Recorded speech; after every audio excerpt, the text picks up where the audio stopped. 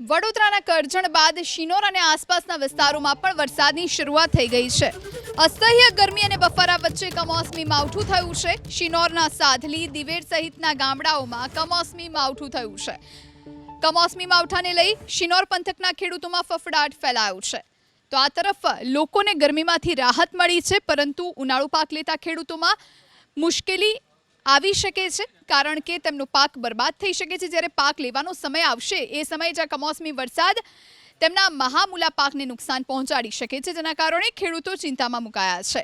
અલગ અલગ દ્રશ્યો શિનોર અને કરજણના સાંજ થતાં જ વાતાવરણમાં પલટો આવ્યો અને ધીમી ધારે છૂટો છવાયો વરસાદ વરસી રહ્યો છે।